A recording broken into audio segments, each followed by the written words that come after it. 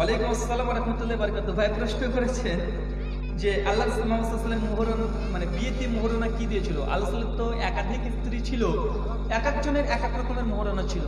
যেমন জায়নাব বিনতে জাহাশ, তার মোহরণা ছিল যে তাকে আজাদ করে দিবে, ঠিক আছে।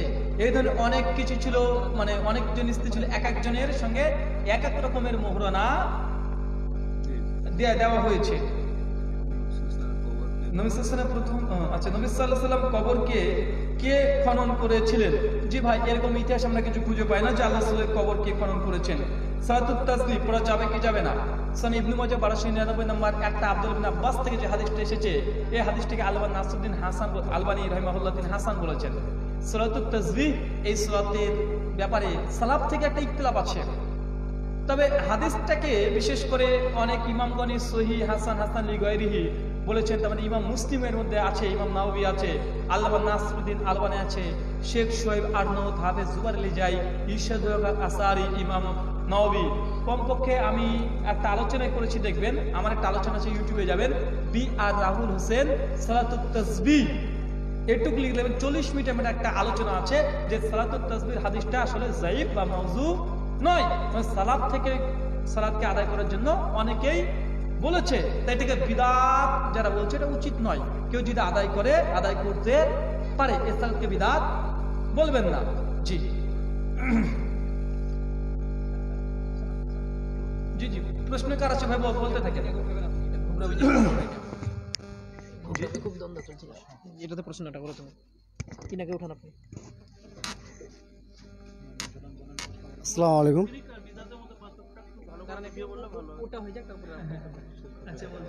আসসালামু আলাইকুম। আমার জানা বিষয় ছিল যে ফেতরা সম্বন্ধে একটু ডিটেলসটা বলবেন তো। ফেতরা আমরা কি দিব আসলে, আমরা কি যে ফিতরা আমরা কি দিয়ে দেব? সহিহ বুখারী কিতাবুল হাদিস সুনানে আবু দাউদ হাদিস নম্বর 1608, 9, 10 পরপর হাদিসগুলো বর্ণনা আছে। আল্লাহ মুহাম্মদ সাল্লাল্লাহু আলাইহি ওয়াসাল্লাম ফিতরা ফরজ করেছেন একসা, এটা হচ্ছে তম, খাদ্যদ্রব্য দিয়ে। কি দিয়ে ভাই? খাদ্যদ্রব্য দিয়ে আল্লাহ মুহাম্মদ সাল্লাল্লাহু আলাইহি ওয়াসাল্লাম তিনি ফরজ করেছেন। এবং সাহাবা রাদিয়াল্লাহু তাআলা আনহুদের জামানাতে এটাই প্রচলিত ছিল।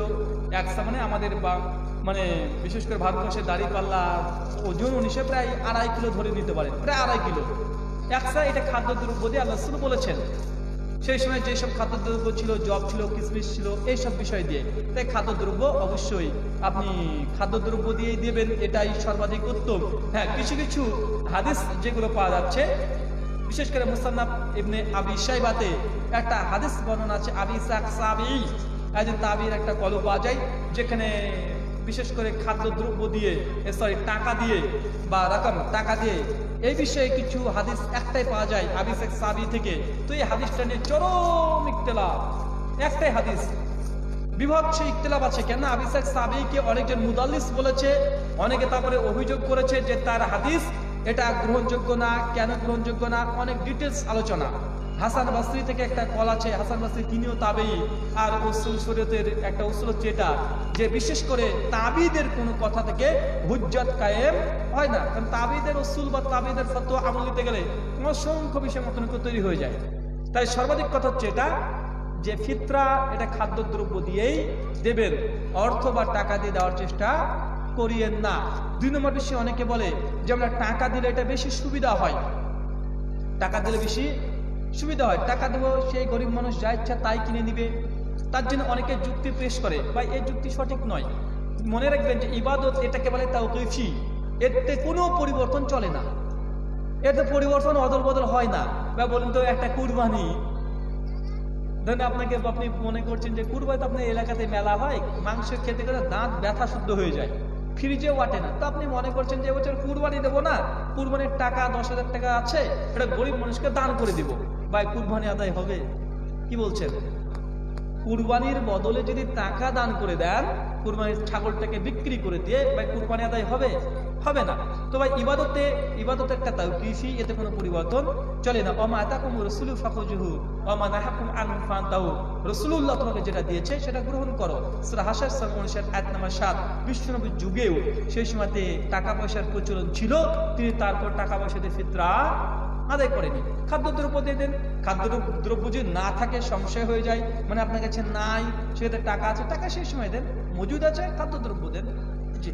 কিন্তু এই জায়গাটাতে কিছু লোক প্রশ্ন করছে আর কি, যুক্তি দেখাচ্ছে যে আপনার এই খাদ্যদ্রব্যটা থেকে যখন আমরা দিচ্ছি তখন লোকটা টাকাটা চাচ্ছে, খাদ্যদ্রব্য এখন বেশি, তো বলছে চালটা আমাকে বিক্রি করে আবার ওদেরকে টাকা দিতে হচ্ছে। ওয়ালাইকুম আসসালাম রাহমাতুল্লাহি ওয়া বারাকাতুহু। বিষয়টা হচ্ছে এটাই, যে সমস্যা হচ্ছে যে ফিতরা এটা বাড়িতে পৌঁছে দেওয়া এটা সুন্নাহ, নীতি আসবে এটা সুন্নাহ না। একটা মিসকিন আপনার বাড়িতে এসে সে টাকা কালেকশন করে বেড়াবে, এটা কিন্তু সুন্নাহ না। আল্লাহর সুন্নাহ যদি পালন করতে হয়, ফিতরা এটা বাড়িতে গিয়ে যে ব্যক্তির হকদার তাকে পৌঁছে দাও, এটা সুন্নাহ। এখন একটা তো সর্বক্ষেত্রেই হতে পারে, যেমন একজন মানুষ যদি বলে যে কুরবানির সময়তে প্রচুর মাংস আমার বাড়িতে স্টক হয়ে যায়, নষ্ট হয়, দেখেছি অনেক মানুষ, গরিব মানুষের বাড়ি, তার বাড়িতে মাংস আটে না, মাংস ফেলে দিতেও হয়, সে যদি এখন বলে যে আমাকে মাংসের বদলে টাকা দাও, হয় এটা গ্রহণযোগ্য হবে? বা আপনি যদি মনে করেন আমাদের এলাকাতে এখন 50টা ঘর, প্রায় 40টা কুরবানি প্রায় হয়ে এসেছে, তো মাংস প্রচুর হবে, তো 20টা কুরবানি করবেন, 20টা টাকা, মানে এটা হচ্ছে যুক্তির আলোকেও বিশেষ করে মনে রাখবেন যে এটা উচিত নয়। কারণ সাহাবা রাদিয়াল্লাহু আনহুদের জামানাতেও আল্লাহ রাসূলের যুগেও এই টাকার প্রচলন ছিল, কিন্তু তারপরে বিশ্বনবী কেন এই বিষয়টা তিনি দেননি? এই বিষয়টা কেন দেননি? নিশ্চয়ই একটা কারণ ছিল, আল্লাহ রাসূল দেননি। তো এখন যেহেতু খাবার এখন উপস্থিত আছে, সেক্ষেত্রে আমাদের উচিত খাবার দিয়েই এই ফিতরা এটাকে আদায় করা। এই মর্মে কয়েকটা যে হাদিস এসেছে, বিশেষ করে সুফিয়ান হাসান বাসরি থেকে একটা কল এসেছে, ইমাম বুখারী একটা তালিকা তো অধ্যায় রচনা করেছে মুয়াজ বিন জাবাল থেকে, তবে এই তালিকাটা এটা ইমাম হাজার আসকারি তাগলিকুত তালিকাতে বলেছে এটা ইরসাল মুরসাল, মানে সনদ বিচ্ছিন্ন, তাই এই তালিকাটা গ্রহণযোগ্য নয়। সহিহ বুখারীতে কোনো হাদিস নেই, একটা তালিকা এটা নিয়ে এসেছে, তবে সনদও দুর্বলতা আছে এবং সঙ্গে সঙ্গে সনদ মুরসাল। আর মুসনাদ বিন আবি শাইবা আবি ইসহাক সাবির যে বর্ণনা, এটাও যায়িফ বলা হয়েছে। আর হাসান বসরির যে কল, একজন তাবেঈ, তারপরে সুফিয়ান সাউরীর কারণে হাদিসটার দুর্বলতা প্রকাশ পেয়েছে। এটা নিয়ে অনেক আলোচনার প্রয়োজন আছে। তবে 4টে বর্ণনা পেশ করা হয়, আমরা তাহকিক আমরা গবেষণা করে দেখেছি, 4টার মধ্যে কোনোটাই দলিল দেওয়ার মতো উপযোগী নেই। তাই যেহেতু খাদ্য আছে, খাদ্য দিয়ে দেবেন। কিন্তু এখানে আরেকটা প্রশ্ন থেকেই যাচ্ছে, কিছু আলেম উলামার মত যে আল্লাহ রসুলের জামানায় খাদ্যদ্রব্য থেকে দিনার এবং দিরহামের প্রচলনটা বেশি ছিল এবং সেটার মূল্যটা বেশি ছিল খাদ্যদ্রব্য থেকে, ফলে যার জন্য খাদ্যদ্রব্যের মূল্য কম থাকার কারণে খাদ্যদ্রব্য দিতেন, দিনার দিরহামের যেহেতু মূল্য বেশি। বিষয়টা হচ্ছে প্রথম কথা যে খাদ্যদ্রব্য দিয়ে দেওয়া হবে না বা হারাম, আমরা এই কথা এখন পর্যন্ত মুখ খুলেও বলিনি যে দেওয়া যাবে না বা হারাম। আমরা বলেছি এখন পর্যন্ত এটা যে খাদ্যদ্রব্য প্রসঙ্গে টাকা দেওয়া যে যাবে না হারাম, এই কথা আমরা এখন পর্যন্ত একবার বলিনি। খাদ্যদ্রব্যের কথা স্পষ্ট হাদিস এসেছে, সাহাবীদের আমল আছে, 4 ইমামের ফতোয়া একমত, তারাও বলছে। কিছু কিছু ওলেমা বলেছে, কিছু কিছু তাবি থেকে কল পাওয়া যায়, সাহাবী থেকে না তাবি থেকে পাওয়া যায়, যে তারা খাদ্যের পরিবর্তে তারা অর্থ বা অন্য কিছু জিনিস দিয়েছে। কিছু আছে যে তারা খাদ্যের পরিবর্তে বস্ত্র দিয়েছে, যে মুয়াজ বিন জাবাল হাদিস যদিও যাই, তারপরে তিনি বস্ত্র দিয়েছেন। তবে ওটা আবার মানে এটার যত আলোচনা গভীরে যাবে তত আরো আলোচনা চলে আসবে। আবার ওই সহিহ বুখারীর যে তালিকার থেকে দলিল দেওয়া হচ্ছে, ওটা আবার কিসের? ওটা ফিতরারও না, ওটা জাকাতের। এবং আমার ফিতরা প্রসঙ্গে এবার রামাদানে 3টে আলোচনা আছে, এবং যতগুলো অভিযোগ করা হয়, যত যুক্তি পেশ করা হয়, আমি আলহামদুলিল্লাহ সকলকে খণ্ডন করে এটা বোঝানোর চেষ্টা করছি অন্তত যে আপনাকে খাদ্যদ্রব্য দেওয়া এটাই সর্বাধিক উত্তম। যখন আর সম্ভব হচ্ছে না, খাদ্যদ্রব্যের অভাব ডেকে গেছে, সেক্ষেত্রে আপনি অর্থ যদি দেন দিতে পারেন, কেন কিছু কিছু যেহেতু তাবিদের মত আছে, তবে আমরা এটাকে বিদআত বলি না। জি। আর কেউ প্রশ্ন করলে আসতে পারেন স্ত্রীর সামনে। আসসালামু আলাইকুম। ওয়ালাইকুম আসসালাম। স্যার, আমার প্রশ্ন হলো, ইয়ামুল জুমার দিনে আমাদের মহিলাদের মসজিদে উপস্থিত করে তাদের এক জামাতে নামাজ পড়তে পারার জন্য আসল মাঠে আমাদের দায়িত্ব। বুঝি না, আবার বলেন। ইয়ামুল জুমার দিনে মহিলারা বাড়িতে নামাজ পড়ছে আর মসজিদে, সেখানে তারা জুমার নামাজ পড়তে পারছে, এই জন্য কি আমাদের আসল মাঠে? ওয়ালাইকুম আসসালাম ওয়া রাহমাতুল্লাহি ওয়া বারাকাতুহু। ভাই প্রশ্ন করেছেন যে জুমার দিনে মেয়েদের ব্যবস্থা আমরা মসজিদে করছি না, এই জন্য কৈফিয়ত জারি কিয়ামতের মাঠে পুরুষদেরকে হতে হবে কি হবে না, দায়িত্বশীলদেরকে। প্রথম কথা হচ্ছে যে মেয়েদের জুমার দিনে জুমার মসজিদে আসা ফরজ এমনটি নয়। সালাফ থেকে কেউই বলেনি জুমার দিনে ফরজ, এ কথা কেউ বলেনি। আসলে মেয়েদের মসজিদের গমন মাসালা হচ্ছে 3টে। এক, 5 ওয়াক্ত নামাজ মেয়েরা মসজিদের চাইতে বাড়িতে পড়াটাই ভালো। কোনটা ভালো ভাই? মসজিদে যে আসবে তারা সালাত আদায় করবে, এটার চাইতে বাড়িতেই উত্তম। যে 5 ওয়াক্ত নামাজ বাড়িতে একটা নারী মসজিদে পড়বে, লোকালয়ে কোনায় যত কোনার মধ্যে ঢুকতে পারে। সুনান আবু দাউদ কিতাবুস সালাতের 570 নম্বর হাদিস। হ্যাঁ, তো জুম্মার দিনে মেয়েরা বাড়িতে নামাজ পড়ার চাইতে মসজিদে এসে নামাজ পড়াটাই ভালো। কোন দিন? খাস জুমার দিন। বাড়িতে পড়ার চাইতে কোথায় ভালো? মসজিদে ভালো। আর তৃতীয় একটা মাসালা, যে ঈদের দিন মেয়েরা অবশ্যই আল্লাহ বাধ্য করেছেন। সহিহ বুখারী 973 নম্বর হাদিস দেখেন, একজন সাহাবী আল্লাহ রাসূল বলছে, ইয়া রাসূলুল্লাহ, যে আমরা তো ঈদগাহে যেতে চাই, তবে হায়জরত অবস্থায় থাকলে করণীয় কি? আল্লাহ রাসূল বলছে, যদি হায়জরত অবস্থায় থাকো তবুও তোমরা ঈদগাহে যাবে, তো নামাজ পড়বে না, দোয়ায় শরীক নেবে। কথা বুঝতে পারছেন? কারণ এখানে তাগিদ দিয়েছে। তো ঈদের নামাজে মেয়েরা ঈদগাহাতে যাবে। এখন জুমা যদি আপনাদের সামর্থ্য আছে, জায়গা আছে, ক্ষমতা আছে, তারপরেও করছেন না, এটা হচ্ছে দায়িত্বহীনতা। কথা বুঝতে পারছেন? মেয়েরাও যে অন্তত মসজিদে গিয়ে সালাত আদায় করবে কমপক্ষে জুমার দিন, যেটা ইসলাম বলেছে এবং যার জন্য উৎসাহ দিয়েছে, এটাও যদি আমরা যদি না করি, আমাদের করার সামর্থ্য আছে, ক্ষমতা আছে, পজিশন আছে, জায়গা আছে, স্থান আছে, সবকিছু আছে, কিন্তু করছি না, এটা দায়িত্বহীনতা। দায়িত্বহীনতার জন্য তো আল্লাহ কিয়ামতের মাঠে প্রশ্ন করতেই পারে। জি,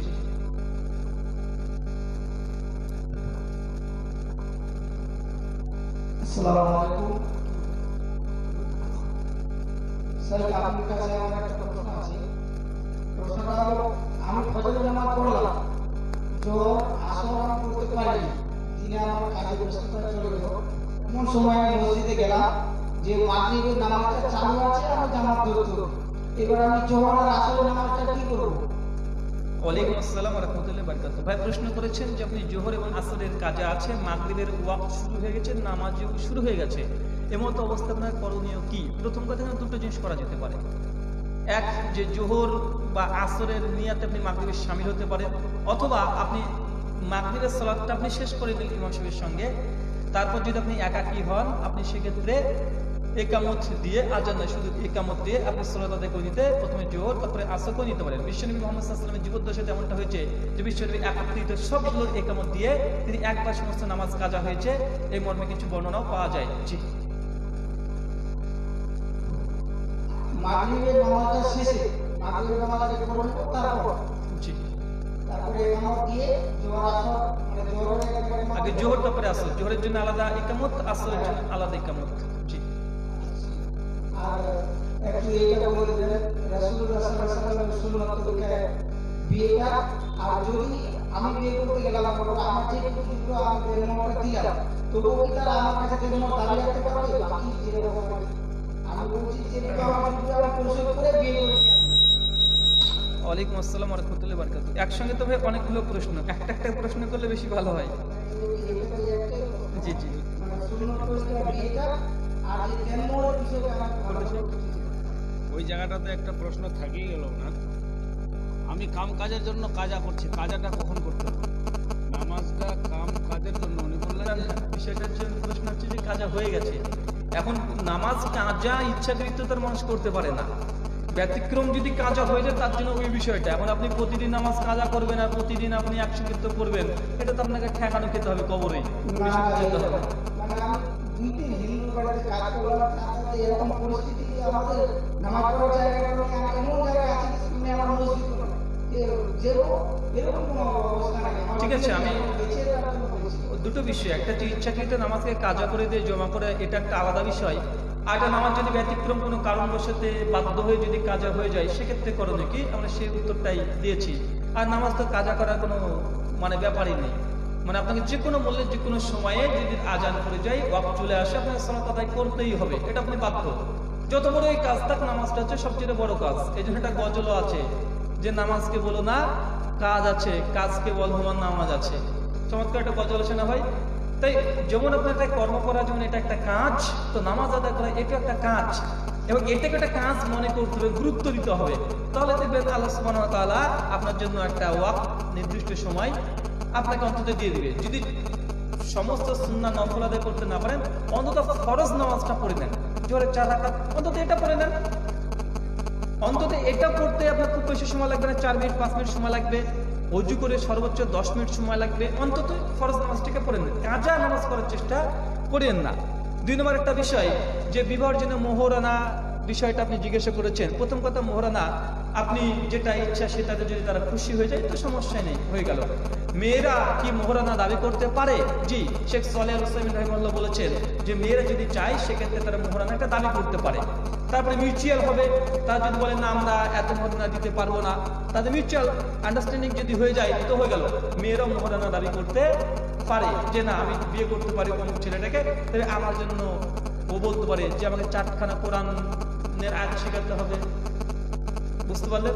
বা একটা নির্দিষ্ট টাকাও যদি নির্ধারণ করতে চাই যে আমাকে এত টাকা লাগবে, সেক্ষেত্রে শেখ সালেহ আল উসাইমিন রাহিমাহুল্লাহ বলছে এটা মহিলার এই এখতিয়ার আছে। কেন? মোহরানার হক সম্পূর্ণ মহিলার, সম্পূর্ণ মহিলার ওটা হক, মহিলাকে দিতে হবে। কিন্তু সমাজে আমাদের এটা উল্টে গেছে, মোহরানা এখন হয় সব বাকিতে, আর পুরুষকে দিতে হয়, মানে স্বামীকে বরপক্ষকে দিতে হয় এখন কি মোহরানা, মানে মেয়েরা এখন ছেলেদেরকে মোহরানা দিচ্ছে, মানে পণ দিচ্ছে। কথা বুঝতে পারছেন না ভাই? মানে সবকিছু উল্টো, মেয়েরা হচ্ছে মোহরানা পাওয়ার হকদার, তো মেয়েদের মোহরানাটার সাথে খাতা কলমে থাকে, বাস্তবে কিছুই পায় না, শুধু খাতা কলমে থাকে। আর বিয়ে রাতে বলে হাত ধরে ক্ষমা চলে যে আমাকে তুমি ক্ষমা করে দিও, তোমাকে মোহরানা আমি দিতে পারলাম না। মানে কত বড় ভণ্ড, কত বড় প্রতারক। আর মেয়েরাও নরম মন, ও বলে ঠিক আছে তোমাকে আজকে ক্ষমা করে দিলাম। মানে কে ঠগানো না ভাই? আজীব ব্যাপার। মানে এই কাপুরুষকে বিয়ে করার কি দরকার? যে মোহরানাটা দিতে পারছে না, বিয়ে করারই কি দরকার? ওর মোহরানা দেওয়ার মানে পকেটে পয়সা নেই, বিয়ে করতে কে বলেছে? জি যাই হোক, শেষ করেন আপনি 7টা থেকে বকে চলেছি। শেষ প্রশ্ন বলছিলাম, আমার যে হানাফিরা মারা যাওয়ার পর তাদের সেই বিষয়ে তারা খাওয়াচ্ছে, সেগুলো আমি খেতে পারবো? ওয়ালাইকুম আসসালাম ওয়া রাহমাতুল্লাহি ওয়া বারাকাতুহু। ভাই প্রশ্ন করেছেন যে মানুষ যখন মারা যায়, মৃত্যুবরণ করে, কোনো জায়গায় 4 দিন, কোনো জায়গায় 7 দিন, কোনো জায়গায় 11 দিন, কোনো জায়গায় 40 দিন, কখনো 1 বছর পরে মৃত্যু বার্ষিকের উদ্দেশ্যে কিছু খানা পিনা দেওয়া হয়, এটা আমি আপনি খেতে পারবো কি পারবো না? ভাই প্রথম কথা হচ্ছে মৃত ব্যক্তির জন্য 3 দিন, 7 দিন, 40 দিন এই যে কর্মগুলো সমাজে প্রচলিত হচ্ছে, একটা কোরআন সুন্নাহ দ্বারা প্রমাণিত নয়। কোরআন সুন্নাহ তো দূরের কথা, হানাফি ফতোয়ার কিতাব থেকেও প্রমাণিত নয়। ফতোয়ায়ে শামী প্রথম খণ্ড 601 পৃষ্ঠাতে আল্লামা শামী তিনি নিজে বলেছে যে এই যে মিলাদ করা, কিয়াম করা, 40 খানা দেওয়া, এটা সম্পূর্ণ বিদআত, অত দূরে যাওয়ার দরকার নাই। তাফসিরে মারিফুল কোরআন নাম শুনেন নাই? যে একটু আলেম শ্রেণীর তারা নামটা শুনেছেন। আর এটা কোনো আহলুল হাদিসদের লেখা নয়, এটা আল্লামা মুফতি শফি রাহিমাহুল্লাহ তার লেখা। বুঝলেন, হানাফি দেওবন্দি একজন বিখ্যাত আলেম পাকিস্তানের, যেটা সৌদি আরব থেকে এই বইটাকে ছাপানো হয়েছে, কোরআনের তাফসিরটাকে। সূরা বাকারা খুলবেন, সূরা নম্বর 2 আয়াত নম্বর 41, পৃষ্ঠা নম্বর 35, ডান দিকে লাইন নম্বর 15 থেকে 20 পরিষ্কার ভাবে ওখানে লিখে দিয়েছে মৃত ব্যক্তির নামে 40 খানা করা, 7 দিনের খানা করা, 11 দিনের খানা করা, বুট গোনা, ছোলা গোনা, মিলাদ করা, কিয়াম করা, সবগুলো বিদাতে সাইয়্যা হাসানা বলে। মানে এটা নিকৃষ্ট কাজ, এটা হচ্ছে বিদআত। বা কাদের ফতোয়া? এটা সে হানাফি ভাইদেরই ফতোয়া যে এটা করা যাবে না। তারপরেও জানি কি জানি বুঝি না যে তারা তারপরে খানাটা করছে, কোথা থেকে যে পেলো, এর আবার কোন দেশের হানাফি আমি বুঝতে পারছি না। তাফসিরে মারিফুল কোরআন স্পষ্ট লিখে দিয়েছে এটা বিদআত, এটা নিকৃষ্ট বিদআত। আর আম্মা জান আয়েশা রাদিয়াল্লাহু তাআলা আনহা তিনি বিদআত প্রসঙ্গে আল্লাহর রাসূল থেকে একটা হাদিস বর্ণনা করেছেন। তিনি বলছেন, মান আমিলা আমালান লাইসা আলাইহি আমরুনা ফাহুয়া রাদ্দুন। কোন ব্যক্তি এমন কোন আমল করলো যে আমলটা বিশ্বনবী করেননি এবং অনুমোদন দেননি, ফাহুয়া রাদ, সেটা বাতিল, সেটা মারদুদ, সেটা করা যাবে না। আর এই মিলাদ করা, মৃত ব্যক্তিকে কেন্দ্র করে 40 খানা করা, কুলখানি করা, বুট গোনা, ছোলা গোনা, কিয়াম করা, যতগুলো আছে একটা আল্লাহর রাসূল থেকেও প্রমাণিত নয়, ইমাম আবু হানিফা থেকেও প্রমাণিত নয়। জি, যে আমরা আরেকটা প্রশ্ন করতে পারি। আসসালামু আলাইকুম। ওয়ালাইকুম আসসালাম।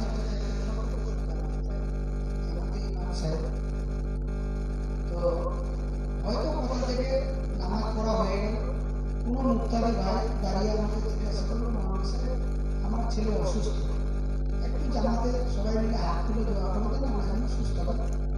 ওয়ালাইকুম আসসালাম ওয়া রাহমাতুল্লাহি ওয়া বারাকাতুহু। ভাই প্রশ্ন করেছেন যে দরখাস্তে দোয়া করা যাবে কি যাবে না, মানে কেউ আরজ করলো যে ভাই আমার বাবা অসুস্থ, মা অসুস্থ, আপনারা দোয়া করবেন, এখন দোয়া করতে পারবে কি পারবে না?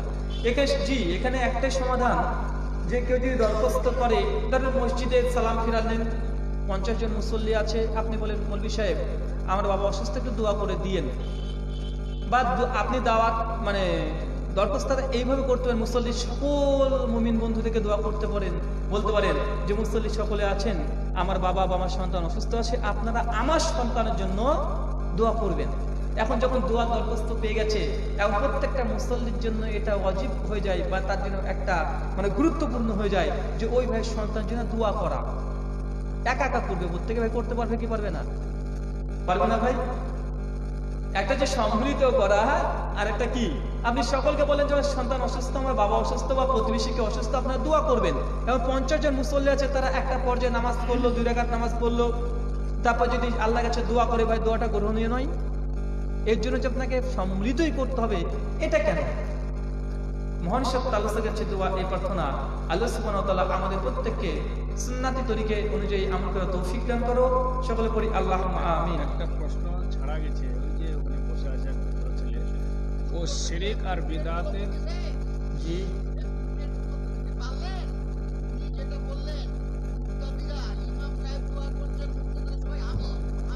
বলেছি, বলে দিয়েছি তো। আপনারা কারা কারা বুঝতে পেরেছেন হাত তোলেন তো।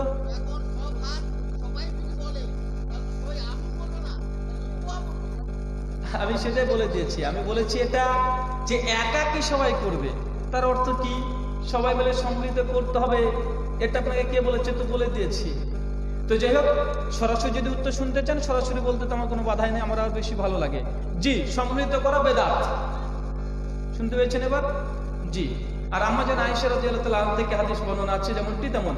এক ভাই বলেছেন প্রশ্ন যে শিরিক এবং বিদআত প্রসঙ্গে, ভাই দুটো বিষয় তো আরো 1-2 ঘন্টার আলোচনার প্রয়োজন। মানে শিরিক কি আর বিদআত কি? মনে করে শিরিক হচ্ছে আল্লাহর সাথে অংশীদার স্থাপন করা। আল্লাহর উলুহিয়াতে হতে পারে, রুবুবিয়াতে হতে পারে, আসমা সিফাতে হতে পারে। আল্লাহর গুণ, আল্লাহর বৈশিষ্ট্য, আল্লাহর ইবাদতে এই 3টে অংশে যদি কেউ শরীককে পার্টনারশিপ করে দেয়, এটাকে বলা হয় শিরিক। আর বিদআত, আল্লাহ রাসূল যে কাজ বলেননি, করেননি, অনুমোদন দেননি, এমন কোনো কাজ যদি নেকির উদ্দেশ্যে করেন, ধর্ম মনে করে, এটাকে বলা হয় বিদআত। এটা এক বাক্যে কথা বুঝতে পারলেন?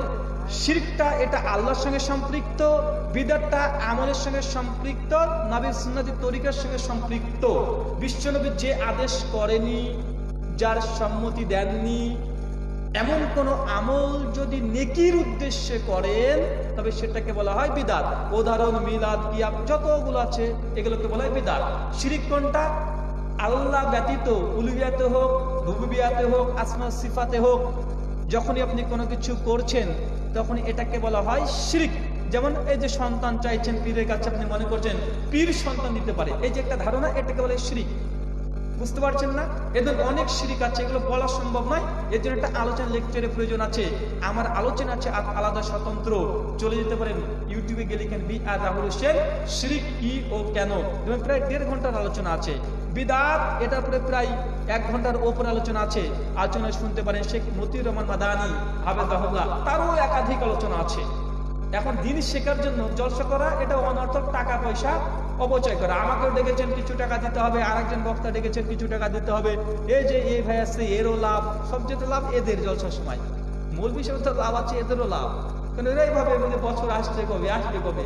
ভাই দিন শেখার জন্য জলসা করার কোনো দরকার নেই, অনর্থক করছেন। আর আমাদেরও ভালো হচ্ছে, আপনি আমাকে ডাকছেন, আমারও 2000, 1000, 5000, 10,000, 5000 টাকা যদি গাড়িতে যায়, 2000 টাকার পকেটে ঢুকছে, আমারও ভালো হচ্ছে, ডাকলেই তো আসবো রে ভাই।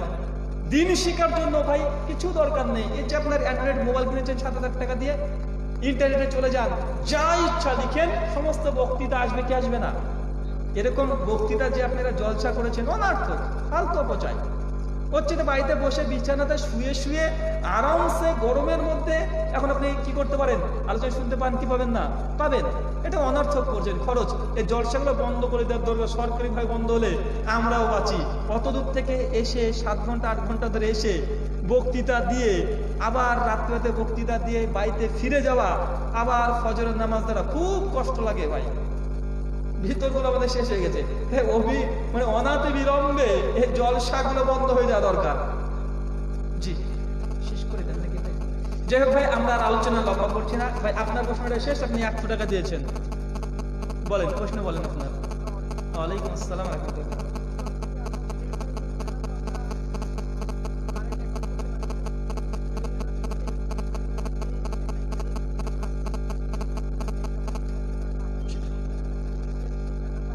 ওয়ালাইকুম আসসালাম ওয়া রাহমাতুল্লাহি ওয়া বারাকাতুহু। একটা সকলের প্রশ্ন ভাই করেছেন ভাইয়ের পক্ষ থেকে, যে আমরা ব্যাংকিং ব্যবস্থার সঙ্গে অর্থ আদান প্রদান করছি, সেক্ষেত্রে তো আমাদের একটা ইন্টারেস্ট, একটা সুদ দিচ্ছে। তো এই সুদগুলো আমরা কি করবো ভাই? দেখবেন সুদ যখন দিচ্ছে এটা একটা আলাদা লাইন চলে আসে, যখন বুক আপডেট করবেন তো দেখায় কি দেখায় না কত টাকা সুদ দিচ্ছে, ওটার জন্য আলাদা একটা কাউন্টিং তারা করছে। আপনি প্রত্যেক 5 মাস হোক, 6 মাস হোক, 1 বছর হোক, আপনি একটা হিসাব করলেন যে আপনি এই বছরে কত টাকা সুদ পেয়েছেন। দেখছেন টোটাল সুদ আপনার এসেছে 2365 টাকা। এই 2365 টাকা ব্যাংক থেকে আপনি তুলে নিতে পারেন, নিয়ে আপনি ফকির মিসকিনকে বিনা নেকির আশায় দান করে দিতে পারেন। কেন? এটা আপনি বেঁচে গেলেন যদি দান করে দেন, মানে এটা আপনার দানের খাত না, এটাকে বিনা নেকির আশাতে আপনি দায় মুক্ত বেঁচে গেছে, মানে ঘর থেকে করে সব বের করে ফেলা। বুঝতে পারলেন কি? তো এটা আপনি এমনটাই করতে পারেন। মহান সত্য আল্লাহর কাছে দোয়া প্রার্থনা, আল্লাহ সুবহানাহু ওয়া তাআলা আমাদের বিশেষ করে যাবতীয় সুদ থেকে এবং সুদ যুক্ত অর্থনীতি থেকে আমাদেরকে দূরে রাখতে সকলে বলি আল্লাহুম্মা আমিন। ভাই আপনার 100 টাকা। আচ্ছা ভাই, জাযাকাল্লাহ খাইরান, আপনাদেরকে দিয়েছে। তো যাই হোক, আল্লাহ সুবহানাহু ওয়া তাআলা আমাদের প্রত্যেককে প্রথমে এই কথাগুলো প্রথমে আমাকে আমল করার, তারপরে আপনাকে আমল করার তৌফিক দান করুক। আল্লাহুম্মা আমিন। মহান সত্য আল্লাহর কাছে দোয়া এই প্রার্থনা, আল্লাহ সুবহানাহু ওয়া তাআলা যারা মৃত্যুবরণ করেছে তারা যদি শিরিক না করে মৃত্যুবরণ করে, আল্লাহ সুবহানাহু ওয়া তাআলা তাদেরকে ক্ষমা করে জান্নাতুল ফেরদৌস দান করো। সকলে বলি আল্লাহুম্মা আমিন। যারা আমাদের মধ্যে অসুস্থ, আল্লাহ সুবহানাহু তুমি শাফি, তুমি শেফা দানকারী, তুমি তাদেরকে প্রত্যেককে শেফায়ে কুল্লিয়া দান করো। সকলে বলি আল্লাহুম্মা আমিন। মহান সত্য আল্লাহর কাছে দোয়া এই প্রার্থনা, আমাদের মধ্যে যারা এখন পর্যন্ত হালাল উপার্জন করতে পারে না, আল্লাহ সুবহানাহু ওয়া তাআলা তুমি আর রাজ্জাক, তুমি রিজিক দাতা, তুমি আমাদেরকে হালাল উপার্জনের তৌফিক দান করো। সকলে বলি আল্লাহুম্মা আমিন। এ দোয়া এ দাওয়া রেখে আজকের মতো আলোচনা প্রশ্ন উত্তর শেষ করলাম।